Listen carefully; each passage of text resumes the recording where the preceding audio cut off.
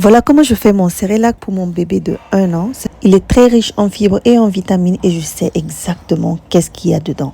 On va commencer d'abord par le riz. Ici, j'ai pris du riz parfumé. On va prendre un bol qu'on va ensuite très bien laver. Vraiment, j'insiste, très très bien laver. Et puis ensuite, je vais prendre un linge propre et puis je vais étaler le riz dessus. Et on laisse sécher pendant au moins 1 heure de temps. Ensuite, on va prendre le petit mil qui est riche en fibres, protéines, minéraux et aussi en antioxydants.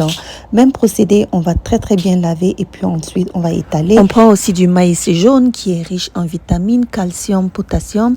On lave et on étale aussi. Même chose pour la lentille qui est riche en fibres, en folate et puis en vitamine B1 qui est très bénéfique pour les bébés. On va laver aussi très bien et puis on va étaler et on va laisser tout sécher jusqu'à ce que ce soit comme ceci. Notre prochain ingrédient, ça va être des arachides. On va légèrement les faire griller pour pouvoir facilement enlever la peau. Ils sont très riches en vitamine E, vitamine B6, niacide et puis manganèse. Après avoir grillé les arachides, on va les décortiquer comme ceci pour pouvoir enlever complètement la peau. Et puis ensuite, on va renverser tous les mélanges dans une casserole à feu très très doux. La lentille, le petit mil, le riz, le maïs. Ensuite, on va rajouter de l'avoine qui est très riche en fibres, en minéraux, en vitamines B et puis E. On va griller ça légèrement. Je rajoute enfin les arachides.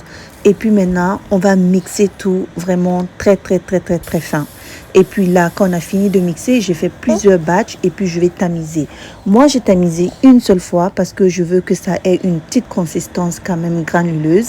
Mais vous pouvez tamiser ça encore une deuxième fois pour que ça soit très très fin. Pour faire la bouillie, prenez de l'eau, ajoutez une grosse cuillère de ce mélange et ajoutez le lait de bébé. Moi, j'ajoute aussi une petite cuillère de sirop de date et puis voilà la bouillie prête.